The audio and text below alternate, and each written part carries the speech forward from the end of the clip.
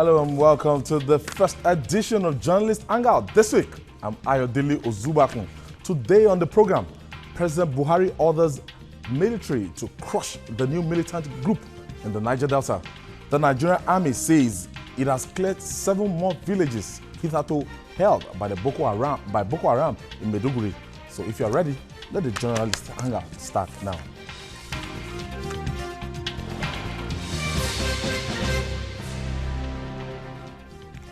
The Nigerian military seems to have another problem to deal with in the South-South. There are indications that the militants have regrouped in the Niger-Delta region and are bent on grounding the ailing Nigerian economy by attacking oil installations. Last Thursday, a new militant group, whose name we have decided not to mention, blew up Chevron's platform in Warri, Delta State. The next day, the same group blew up oil pipelines linking Warri and Kaduna refineries. This attack might practically cripple this administration's goal of refining petrol locally. Oil merchants might also be forced to pull their investments out of Nigeria, and Nigeria might once again be plunged into darkness if the power turbines are starved of gas.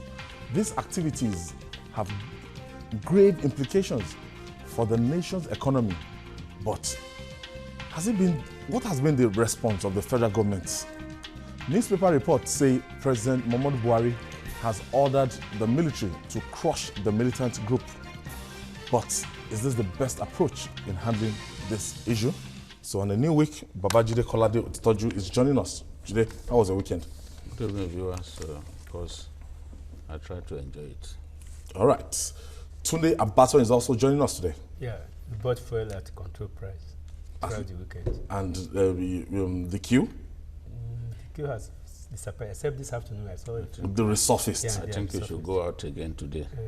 I was on the island, Lagos Island, and I drove from Lugard Avenue right up to this place. Not a single filling station was selling fuel. And I was running low. So I was desperate. Yes, I remember you was running low. So I was telling a friend of mine, I said, don't jubilate too early. Let us see a stability of this fuel situation before we can say yes. Okay, and Lekon, how was the weekend? It was okay. Come see, come sir. Just like that. Okay, let me first of all, this group, they call themselves a Niger-Delta Avengers. So they made some demands. The demands include the immediate implementation of the 2014 National Conference. I don't know. 2014 National Conference. Number 2, apology from the president, that is President Buhari, the DSS, and former Governor Timothy Silva of Bayelsa State to the people of Niger-Delta and family of the late DSP Alemesia over his death and harassment by his party affiliation. Now, the third one, 60% ownership of oil blocks for the people of Niger-Delta and 40% for those of non-oil producing region.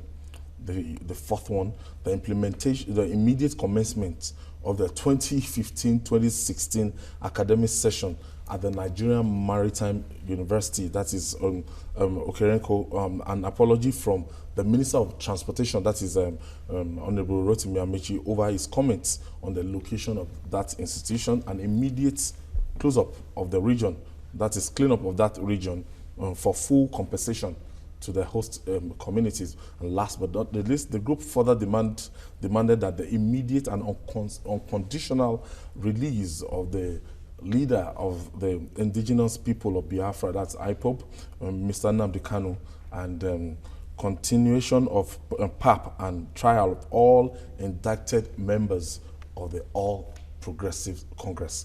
Jide, what do you make of this demand?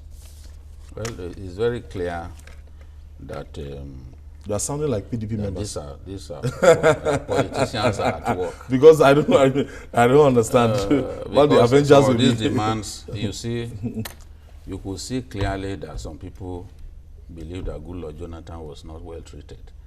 And it's like they are fighting his corner. It's very clear. I've seen the report of the 2014 National Conference, and I'm actually amazed that a terror group will now take it upon itself to try to defend that, get us to implement it in full. After all, one of the prescriptions of that assemblage of Nigerians was the Treasury single account. The idea of the Treasury single account was actually muted at the National Confab. So there were some good ideas that they came out from it. Some of them are being implemented now. As you can see, for example, the issue of government not getting involved in medical tourism is being implemented even by this administration. So, but what we can see clearly is that some politicians are trying to use these boys. And I've told some of my friends that look, I've told some of my friends that Tom Polo's hand is in this whole thing. Although Tom Polo, they are playing games with us, but you could see clearly. See, for me, if I was President Buhari, they were wanting Tom Polo to stay clear of it unless they will take the battle. Because like they want us to think that Tom Polo has no hand in this. Tom Polo is like a god among the militants. Tom Polo, when MEND was formed, Tom Polo was the most important person in MEND. Many people think that, it was Henry Oka. Henry Oka was just the ideologue of the group. He was the one sitting behind his computer and sending messages via the social media. Every time they bombed, an oil installation, it was Tom Polo. It was Henry Oka using the sobriquet Jomo Bomo that was sending the report across to Nigerians. So he was not even going with them to those locations, installations on the high seas. It was MEND led by Tom Polo. Tom Polo was the most important person in MEND. It's like a god among the militants. So if I was in President Buhari's shoes, I would take on Tom Polo, but it won't be among the first set of people that I would take on. Because I saw this thing coming, and you will recall that even whenever we are discussing, I usually say that the attempt to put Tom Polo on trial, that these people will fight back. Because let's not deceive ourselves. We thought we were disarming the militants, but they kept a lot of their weapons. They held back to it. And Tom Polo has become far much stronger now than before. Because even the international oil companies, the IOCs, were shocked that they could go as far as they went at that time.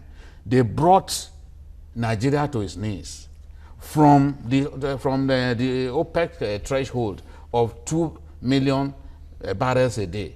They brought us to 500,000 liters. I think we're at the threshold of that now, all-time low now. No, the production right now our production, by according to the OPEC monthly, by our March figures, the report that came out for March, we remained at 1.6 million. For February, we were on 1.7 million barrels a day. Angola has been doing consistently 1.7. So by our last figure of 1.6 million barrels a day, Angola was once again overtaking us. So it was the fact that they were able to bring us down to 500,000 that forced the late President Yar'Adua to quickly meet with these people. We sent the likes of Timipre Silva to go and negotiate with them. They went to where these guys were. So for me, what I will have done, yes, the former Nemasa boss, with all the money that he stole, we start with those small fries. We start trying them. Tom Polo, when he feels that he's in a relaxed position, when he thinks that nobody will come after him, then I will come after him. But to go after him so early in the day, when the government is trying to stabilize, in my view, was too early. Nobody is saying that, that it does not deserve to be investigated and put on trial. But I believe that after we already announced, this government came in and announced that, look, this amnesty program will end soon. That was a bad signal for them. Remember, the Jonathan has left power. They are already angry. Now you are stopping the payment, the amnesty program. And then you are putting the god of Nigerian militants on trial. That is why they are doing this. And we know clearly that from some of these ridiculous demands that they are actually being pushed by some Nigerian politicians. It's very clear. These demands in the past, when the militants when they began fighting, some years back, they didn't bother themselves about specific political demands like this. That's so obvious. This is very clear. What is their business even with a university that they should start the 2015-2016 session? What is their business with the trial of APC?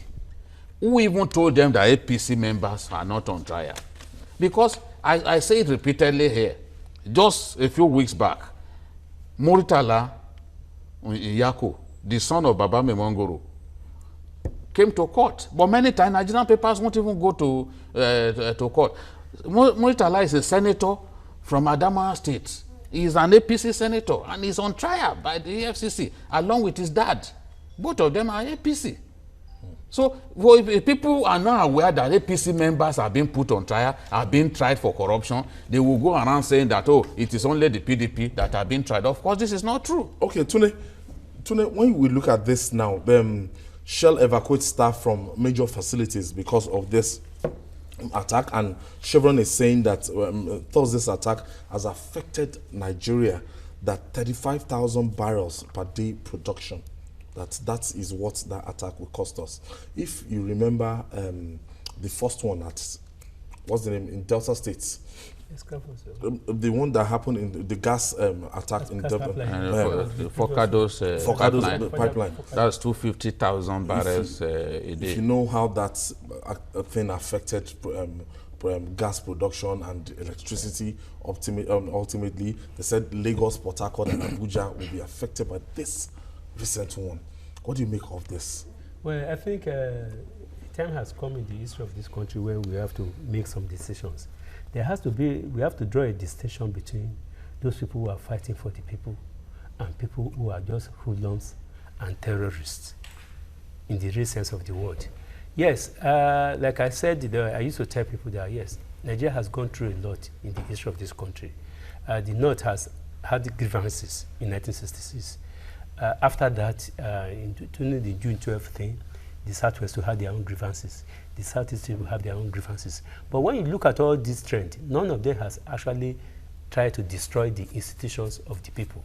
And when you really look at it, they call themselves Niger-Delta Avengers. Who are you avenging? Somebody who's avenging, which means you want to revenge on behalf of somebody. When you look at the life of these militants, yes, the thing is going to end by October next year.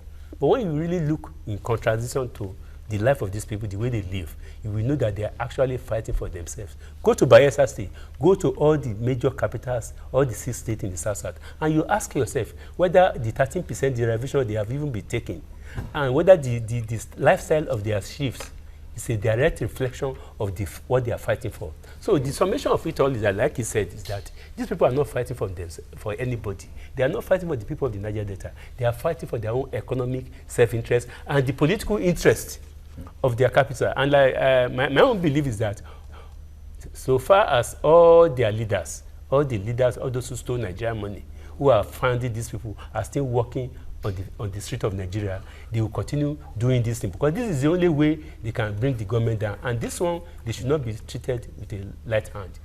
These ones are more daring than Boko Haram. Boko Haram, they are purely humanitarian crisis that they have caused. But this one are hitting at the soul, the economic soul of Nigeria. So the mere fact that their oil production has dropped by 500%, it also means that it is a political war. Political in the sense that the government cannot even implement their programs to the people. Yes. If they cannot implement their program to the people, it means they are also preparing a soft landing for an opposition they want party. The government to fail. They want the government to fail so that an opposition party that is probably those who are sponsoring them to take over. And finally, they want to cause confusion in Nigeria. Because from the way it is going, guerrilla warfare is a borderless warfare that is difficult to fight. And at a time when the Nigerian military has been so taxed, they have been taxed to the brim with the Boko Haram insurgency. Fulani herdsmen. And the Fulani herdsmen Honestly, too that is coming. overstretched. So this thing is a strategy. And I think if you think you want to win the war, you want to stabilize Nigeria's economy, we have to devise an unorthodox way to fight this war against these people. If it is not unorthodox, the war will win. And how could we fight them? Look at Cameroon, look at all the border nations with the Sasa people. The federal government has to do something to bring them down, if it means using the whole military in Nigeria, or else the economy will be crippled. And if it is crippled, it will compound our social, political problem. So the government has to think out of the box. Lekon, as far as I know, I don't think the Nigerian Navy, I don't think they're so overwhelmed like that in the northeast, because I don't think they have waterways around that area. Particularly that's in Lake Chad. Majuri. So, what will be the responsibility of Nigerian Navy right now, this time around? And while I'm sure those daring militants, the 2 years ago when they came to Atlas Cove, Many years ago, not just some years 6 back, or 7 years ago. when they came to, was it up to 6 years, 7 years? That was during Fashola's first term now. When they came just behind there to Atlas Cove, and they traveled all the way to come. And they killed people. And, you know, and a lot of security checks and everything, and these people went to Atlas Cove and they blew up Atlas Cove. Right now, I'm sure they said that particular terminal that they blew up, that it's heavily guarded, that in spite of the security, that these people went ahead and they succeeded in wreaking maximum havoc. I'm sure I remember some 3-4 years ago when some senior naval officers were picked up for sabotage concerning, the passage of bunkering. I'm sure you remember. Is it that what I'm trying to say is that the military itself, especially the Navy, is compromised. Okay? So discipline must start from within the military itself. I recall 2, 3, 4 months ago, the Vice President was talking about there will be they have in Venezuela, there will be a dedicated detachment of the military that will look after the gas and oil pipelines permanently. That will be their everyday job, 24 hours, 7 days a week. That will be their job. Their commander will accept responsibility for the failure of his men. And I think, I remember there's a part of Namibia, if you drive into that place, they will hold that car down, the vehicle that that drove you there, and keep it there permanently, because you have breached security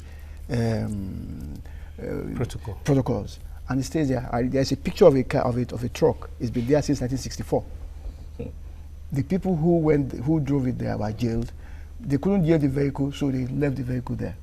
So nobody passes. It's a no man's land. You don't pass. You don't go there. Our laws working? Is the legal system, judiciary working?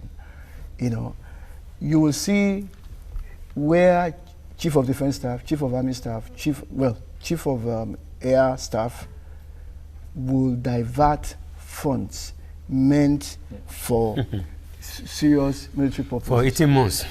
into their personal. For 18 months. Do you understand? So who do you hold? These people, I'm sure, they know about all this. They read the newspapers. They've seen all these things. So they know that the military has a soft belly, and they are punching into it. You see, when the president announces, go after, the headlines scare me, crush them. That is inappropriate. If Like the vice What president do you mean by said, inappropriate? yeah, when you say crush, you are beginning to get into their game. They want you to make a mistake and say things that you shouldn't be saying. If Like we exactly like Tunde and these people are politicians. They are politicians and they are also gangsters. Do you understand? We have economic sabotage laws, right? Let's throw the book at them. Tell the army to do their job. Don't begin to talk about let's crush them. You already have a job to do. Pick them up and deal with them decisively. You know, in the legal, normal legal, you say people are innocent until proven guilty. But when you breach security issues, you are already guilty. You have the responsibility of proving yourself innocent. And I think they should just throw the book at them. And essentially that's what I think we ought to be doing. Yeah. The things are there, the laws are there, make use of it. Let's not look as if there is an extra judicial procedures that you are applying against this. These are gangsters. If you want to look at the, holistically, that amnesty program, was it like, dropping water into like a drain pipe? Or when you want, from 2009 until 2016 down the line, they've sent some people abroad to go and study aviation. They're pilots today. They've sent some people to different schools from across the world, and they keep churning out graduates and everything. Now, there should be a timeline for this thing, and some of them have been on that salary of 60,000 naira per month, like forever now, since that 2009. Looking at that particular program, it was laudable at the time it was conceived by President Umaru Yar'Adua. But the program, are we going to say the program has succeeded, in bringing like calm to that region right now, and we're still having this kind of relapse? The thing is, the amnesty program will not banish poverty in the Niger-Delta. The Niger-Delta area is one of the most impoverished regions in the country. In spite of the wealth around them. 13% derivation. 13% derivation is just helps the states to earn more. At the end of the day, maybe a state like Bayelsa will still not get more than 3-point-something billion. It's not even 4 billion. I see these figures now. And is it 4 billion? Delta was getting 20 billion. And it doesn't seem to be impacting. That was a long time ago. Nobody gets that kind of money now. Nobody. The reality is, there was even a time that Akwa Ibom was getting 44 billion.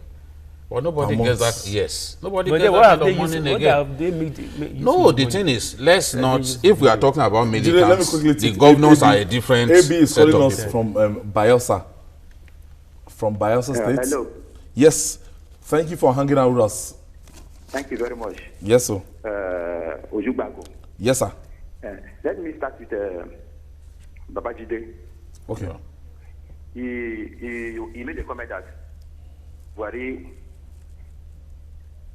should have waited for some time before coming for portfolio. Okay. That has been the belief built us up in the Niger-Delta. We know that when he came up with this idea of arresting immediately, he should have done that now, because things are still very fresh. He should have waited for some time. Yes. So for you to come and be telling us now, when things have already started, you should have known this and be saying it in this your program. I've been following you. You should have been saying it long ago. We should not leave this man for now. But coming now is too late. Because when this issue of arrest came, he started recruiting voice now. Those of us in the Niger that we know, we heard of all these things. But on the ordinary man like us, we cannot go and arrest him. And the only thing we can do is to say, look at him there. If you see him, that is if you see him. Then, secondly, let us know that the method they are now using is a bit different from the way they were operating before. In those days, they would occupy the flow station or the platform. They can have military engagement with the army on the platform. Then they will stay there, they will lock up the oil well. They will not blow it up. But of recent now, anywhere they go now, it is the first thing they will do is to blow up. So the economic sabotage that is carried out now is even more than before. And one thing I would say, ask, who are those now currently manning the pipelines and then this platform? Who are those? Because in their statement, they made a comment that about 100 meters away, gunboat was there, and the gunboat did not do anything. And if you look, there is no newspaper report that they killed anybody. The Forcados attack, nobody died. The esclavos, nobody died. And then the pipeline that is connecting Kaduna Refinery and the Warri Refinery, nobody died. How come they did not even kill anybody and they succeeded in carrying out these attacks successfully? So that is some of the questions. And then the military again, there is information about them since on February 3rd. On the 3rd of February, this school, they come up that they are now there is now a new militant group, and nobody did anything until February 5th before they attacked Forcados. So there are, and there is, in this your program, so it's a similar program on Saturday. Somebody was I attack of that is anchoring that program on Saturday. Somebody said that in Niger-Delta that war should be taken to them. I don't think that idea is good. By thank you, Abi. Buhari to take war to the Niger. Thank you, Abi. Abi was referring to standpoints with Dapo Ajo last Saturday. We have said something, and my own problem was that government Ekpomo Tompolo has been declared wanted twice, and it meant to appear in court. Is this man bigger than the Federal Republic of Nigeria? Of course, it's not bigger. If you know where he is, you should go and get him. The reality is, these guys, let's tell ourselves the truth. These guys can move from here up to Sao Tome Principe. They understand the terrain more than the Nigerian forces. If you go to Sao Tome today, there are Niger-Delta boys living in Sao Tome. So you never can even tell where at any point in time Tompolo is. You can't tell. They've gone to his village, they attacked his village, but they can't find him. So it's bigger than the states. No, that's not, if someone is elusive, it doesn't make him bigger than the states. Why is he elusive? The state, they have the apparatus. No, because they have everything to track him down. Because he was expecting this to happen. He was expecting this to happen. And he acted fast. You see, in dealing with these people, it's not about our emotions. It's about being tactical. If I tell you that I didn't expect that this will happen, God knows that I'm lying.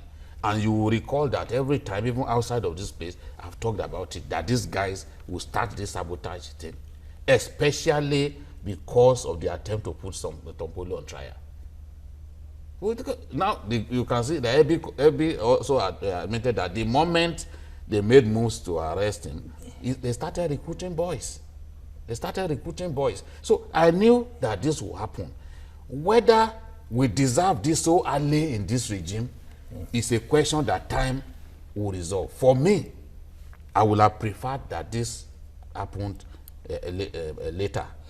Whatever the level of because look, if this is sustained, if this sabotage, it made a point. Ebi made a point that in the past they will take over the flow station, chase the workers away, and then turn off the tap.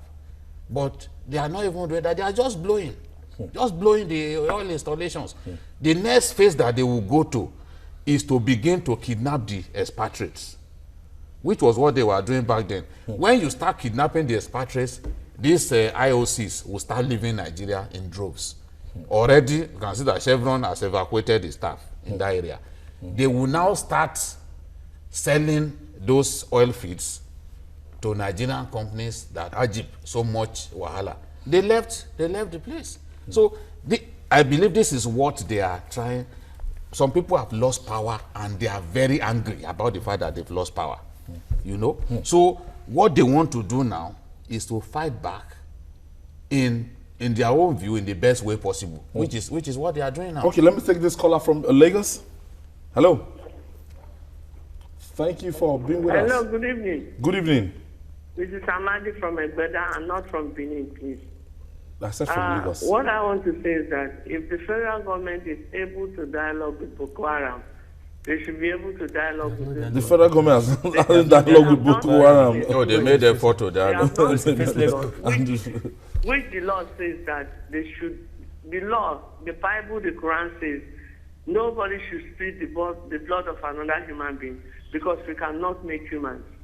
The oil well could dry up anytime, but humans remain whom they are.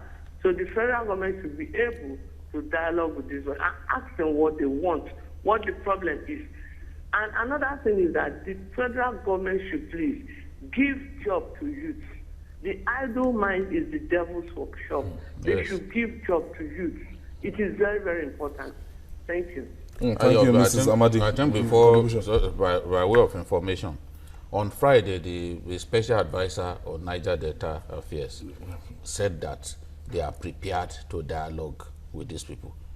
He already said that, but it was after that that President Buhari said they should go ahead and crush them. Of course, both efforts both efforts can even carrot and stick, kind of carrot and stick approach. While you are approaching the idea of negotiation, you can also be trying to crush them. We did that with Boko Haram. We did try to negotiate with Boko Haram. Remember, we went as far as Chad. The president of Chad tried to broker negotiation, but we ended up negotiating with the wrong group, and we wasted money in the process. One chance. Because Nigerians piled pressure on Jonathan to negotiate, especially northern leaders, and he ended up negotiating with criminals and rogue fake Boko Haram men. Tunde, I think we have like a full-blown situation in our hand right now. And I don't pray we are back to the pre-Yar'Adua days, because you have a fair idea of what the picture looked like. Oil installations, expatriates, and it was difficult. And our economy was almost paralyzed. Right now, we're not doing well. The economy is not doing well. The president was quoted as saying that this is the worst phase of the economy since 1960. And right now, if you have a situation like this and the government is looking for a way to turn around the situation, to make money, to block loopholes and everything, and we have this to contend with, the best way for government to go about this, should we listen to them? Because it's as if any group that decided to take, to go on armed struggle, government will be forced to listen. I know a group, a movement for the actualization of the sovereign state of Biafra, led by my friend Raf Nwazurike. The government, over time, because it's a non-violence group, government have not paid attention to that group. Some other group agitating here and there, but anytime we have a group with that carry arms and can wreak maximum havoc, government would be forced to listen to them. Is this a very good trend? Well, I think there's something that we have always been running away from in Nigeria, and that is we have never, as a people, been able to define what is national interest. What is the national interest? Is the national interest of Nigeria is to keep Nigeria one and we remain a developed economy? If it is so, there's no group that should be so powerful as to be able to hold the federal government at ransom. And we have to look at situations, in as much as one is not against strategies and tactics that should be changed quite often for the government to contain any group in all parts of Nigeria.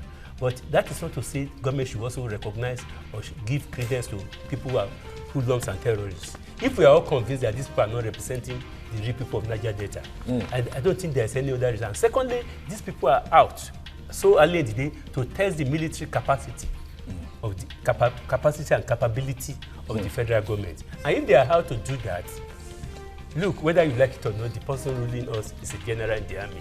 All right. So you don't also call him to question. You don't also you see, I get the point that you are making, but the point is, do we have the resources, the capacity to crush them? Because Obasanjo tried it and failed. This whole thing began after the OD massacre. Well, if we have to go. The only way, then we should throw Nigeria out. After the second one, way we can suggest to government. We have to go to our next topic. If we have a military that we can trust, can do the job. All right. Again, the Nigerian army scores high points against Boko Haram terrorists as it cleared 7 more villages and liberated the people. More after this break. Stay with us. It's still Journalist Hangout.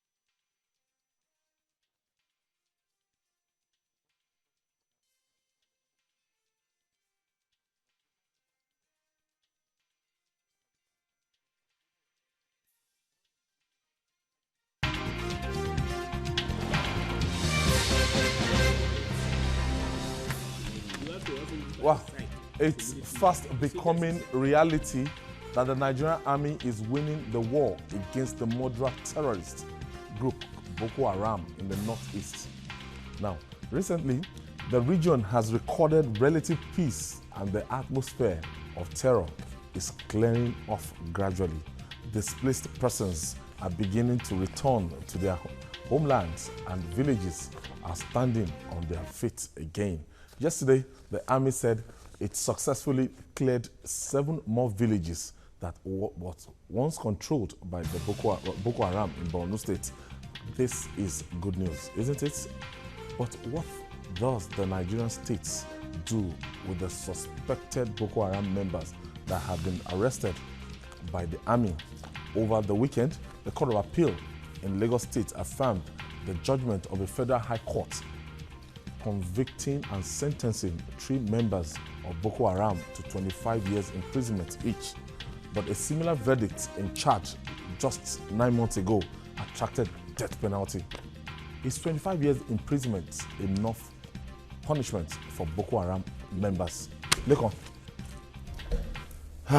We had this in, I think, Chad. We had this in Cameroon recently, and that attracted, death sentence here and there. And, well, there is insurgency and then there is insurrection. Insurrection will definitely attract death penalty. Okay? Now, these people, if you look at what they are doing, it is insurrection in form of insurgency, in form of ambush and attack, guerrilla warfare, essentially. So I think these are war criminals. You remember after the Second World War, there was the Nuremberg trials. I would have experienced that some of these people, some of their generals will face some kind of Nuremberg trial in Nigeria, so that people don't just begin to take up arms. Because what are they? I mean, the Niger-Delta, for example, seem to be talking about economic survival or political survival. What is the issue that these people are fighting Faceless for? It is not clear to anybody. You want to set up a caliphate. Do you understand? You want to set up a caliphate. You understand? So that, and then you actually even put a flag in places that you say you have captured. Violate our constitution. So that's not just insurgency, that is insurrection. So 25 years in prison, well, I think it's just been lenient as far as I'm concerned. They deserve to get the biggest punishment. Well, if we look at it from the fact that the mere fact that the Nigerian military appears to be having the upper hand, is a reflection of one thing, that it's not noticeable to Nigerians. The president has engaged in a sort of short-term diplomacy to contain the activities of these people among the West African neighbors, Cameroon, Chad, and some other countries. It's not unconnected with the fact that the military is succeeding. But another thing is that the decision to whittle down the number of years given to the penalty is also indirectly encouraging hoodlums and terrorists from all these countries that we are talking of to come back to Nigeria, so far they know that Nigeria will give them 25 years. So you cannot reconcile the two positions, which means Nigeria can be a haven, all these neighboring countries can be a haven for terrorists. At the end of the day, it will take probably 1 year to jail you, and you only get 25 years. And somebody who gets 25 years, you are not sure whether even before that thing is done, they will face it more. So what it means is that even from prison, people can begin to raise army that will fight the government. So I think that giving it 25 years is a contrast to the efforts of the federal government to contain the activity of these people in the West African sub-region. Chidi, what do you feel about this? Well, it is up to the Nigerian lawmakers to come up with appropriate punishment. Remember that even initially, we didn't take Boko Haram seriously. I remember, we didn't even have laws. I remember that Khan left Nigeria to go and lobby that that America should actually brand Boko Haram a terrorist organization. And they didn't succeed because even the Nigerian government at the time was reluctant to do it. And there were even the American ambassador to Nigeria, I think Howard or can't remember his name, went to the US Congress to say no, that it's too early to say Boko Haram is a full-blown terrorist group. So the law has to be amended such that these guys will get the death penalty. That is my own view. The funny thing is that these 25 years that we are talking about, the Lagos Federal High Court judge affirmed it. That was a judgment. They went to court to say no. 3 of them went to court to say no, we do not deserve to get 25 years in jail. And the judge said no, you deserve 25 years in jail.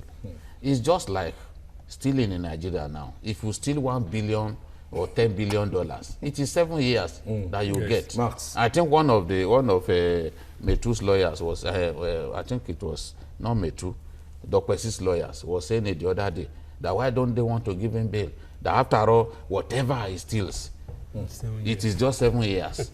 So countries must come up with laws, that best suit their situation.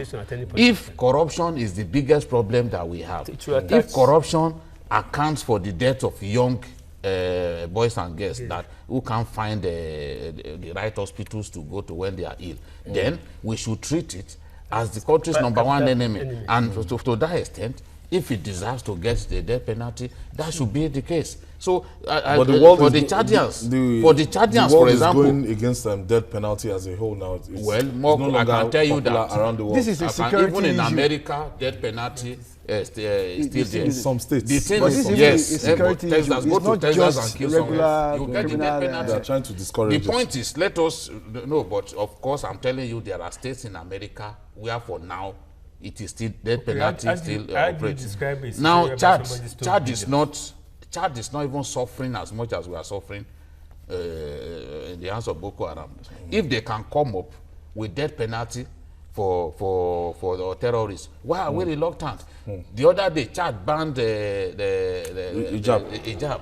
In Nigeria, we don't even want to talk about it.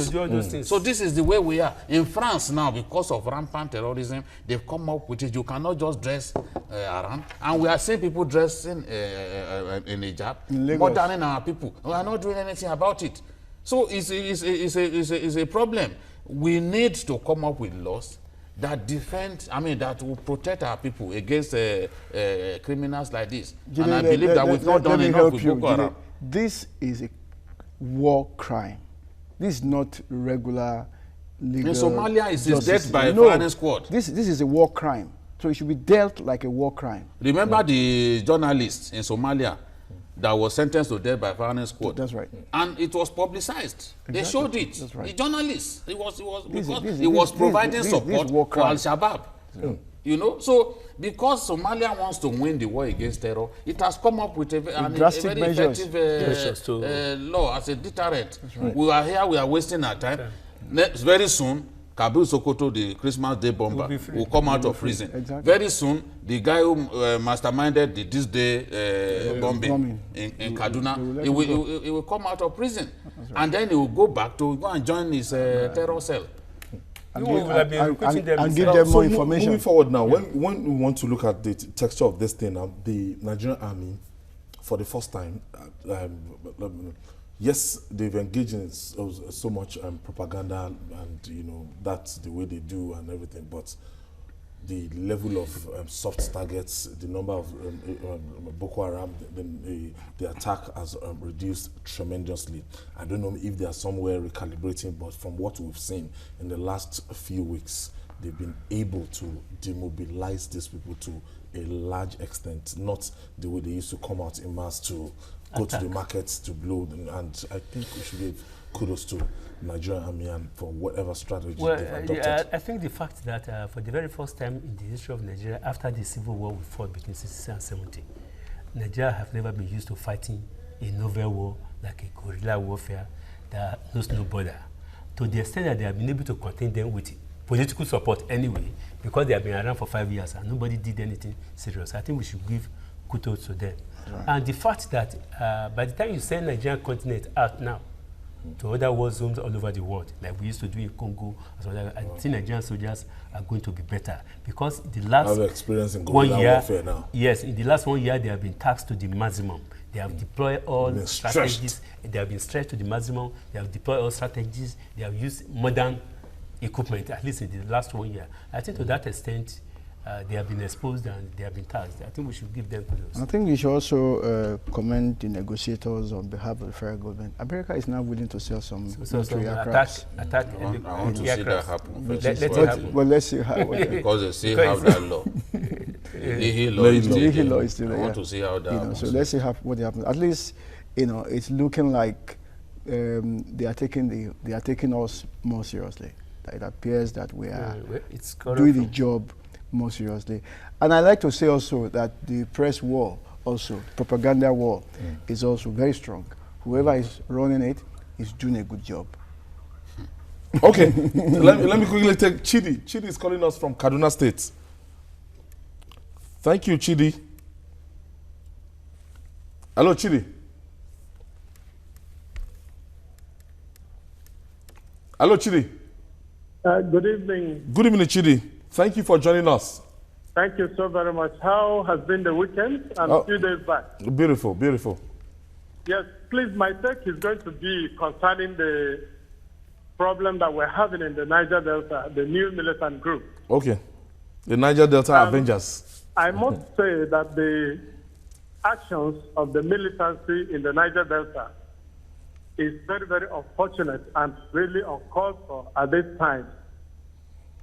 But at the same time, I want to appeal to the federal government to use dialogue rather than using force. Why I advocate for dialogue is because of the terrain.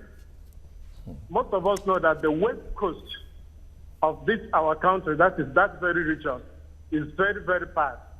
And sending our Nigerian troops, looking with the present predicament they are having in the northeast, we have the number of the military we have has so far decimated.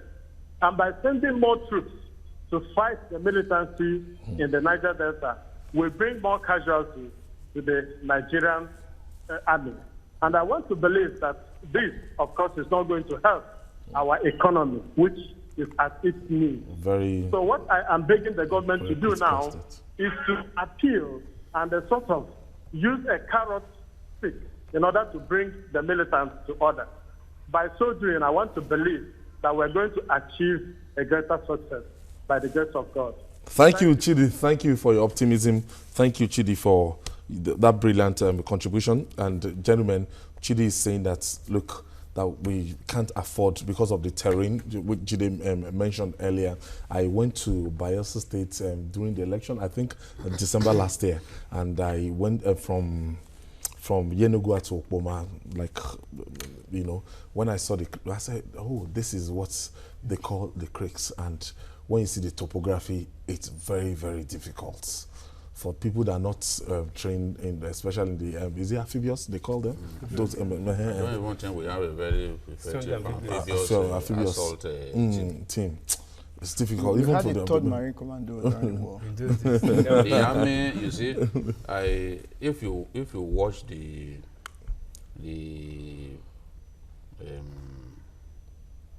if you were at the Senate when they had this public hearing on the military, and you heard what the Colonel Saleh, who used to represent Kaduna Central, said about the army, you will wait for the Nigerian army. So many things are happening. The Nigerian army is not the army of many years ago.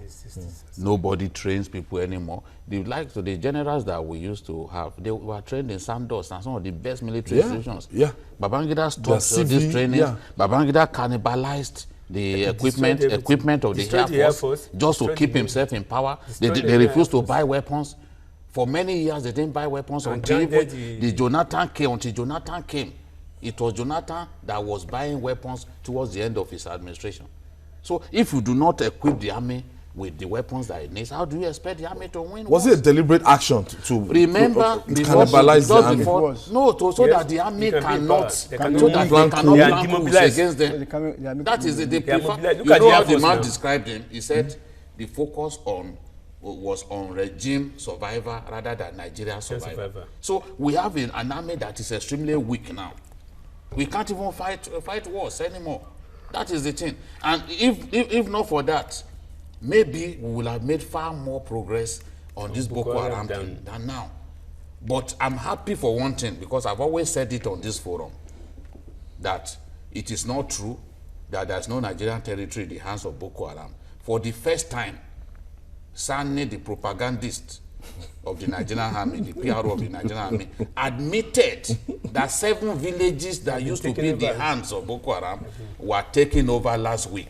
If we go abroad to lie to people that there's no territory in the hands of Boko Haram, but we know that 3 local governments, some of us know that 3 local governments are in the hands of Boko Haram. I've repeated the names of those local governments for some time now. And it is largely because Chad, the president made visits to some of these Africans, but Chad is no longer cooperating. How many Nigerians are aware that Chad has stopped cooperating with us? The same Chad that sent troops here and laid down their lives for Nigeria. They are no longer cooperating with us. Even the multinational joint force, Chad is like dead on arrival. Troops.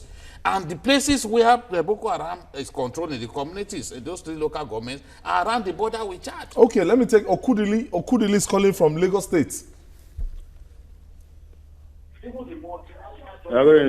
Yes, Okudili, thank you for joining us. Yeah, thank you. All right, go ahead with your contribution. All right, I must commend you people for the program you people are holding up. Yeah, I said I must commend you people for the program you people are holding up. Thank you. Just turn down the volume. Turn down the volume of your TV set. You want to be listening to yourself. Can you hear me clearly? Yes, just step away Just from keep talking. your TV set. Don't Yes. stop. All right, thank you. There's one question I really want to ask every one of us in this Nigeria. Okay. Yeah. Go on talking now. Okay, can you hear me now? Talk now. Yes, Don't yes, listen you're to on. yourself. Just keep talking. Oh, Okudili, sometimes like that, you just step away from your monitor and so that you can. But Jide, reaching home stretch on this now, when this is intertwined now, if the Nigerian army, if the capacity. Did you read? I said Nigerians need to read between the lines. Nigerians need to read between the lines. The army spokesman said that because it rained 2 days ago, Boko Haram tried to use that opportunity to attack Nigerian troops inside the Sambisa forest, but that the troops held their positions. That means. Which means they are looking at themselves. You are holding this part, I'm holding this part. We are military, we analyze the military. It's not, this thing Not has that gone we're beyond. taking over You see, entirely. every line from a press statement by the army, I read thoroughly. And some of the truths that they fail to tell you, even if you read the army magazine called Soldier, you will see. Sometimes when they run away from the enemy, it is even in that. And the army chief condemns them, it is in Soldier. That is the military magazine. So, but Nigerians, because they like to believe lies, so they are used to feeding us with lies. Tunde, your last take on this, I think we should commend them that. Nobody look, is saying it's- that. We've always commended them. But the thing is, don't say that. Because Nigerians who are living in Lagos those said communities. the propaganda is part of. No. I think the- If you have war. not, if you cannot, it is unfair and extremely wicked on Nigerian people living in those occupied territories to tell them that there is no Nigerian territory in the hands of Boko Haram. And then some days later, you go to some places and then release people. It is, you are not even deceiving people. The other day when we were talking about this, some people were tweeting the name of their towns that are still being held by Boko Haram. Me, I won't be part of such cheap lies. Tunde, your take on this? Well, I think the federal government should change its style and make the Nigerian army more battle ready to defend the people of In spite of the fact that we are in spite winning. of what we are winning, because that is their first primary responsibility, to defend the people of Nigeria and to use every means at their disposal, be they conventional, be they unconventional resources, to defend the Nigerian people and protect every inch of the Nigerian territory. Lekon. President Buhari should just, as quickly as possible, end this Boko Haram thing. The nuisance is affecting the economy. Money that should be spent on bread. I wish we can. We are spending on I guns. wish we can Should go he after end the it? Chadian president. Okay, should he end it and focus on the Niger-Delta insurgency now? No, it's fine. All I'm saying, well, even the No, it's We a are distraction. overstretched. It's a distraction. The Niger, Money that should be Boko Haram spent- is a distraction. money that should be spent on bread, we are spending on guns. We are going to spend a lot of money to rebuild the To Niger, rebuild, Exactly. You are going to need a Marshall Plan to rebuild that place. I think Nigeria should begin to talk to France now, because the president of Chad is not cooperating with us. Nigerians need to know this. It's not. They need to Idris talk Deby. to France The fact now. that it's not cooperating, That is not cooperating now.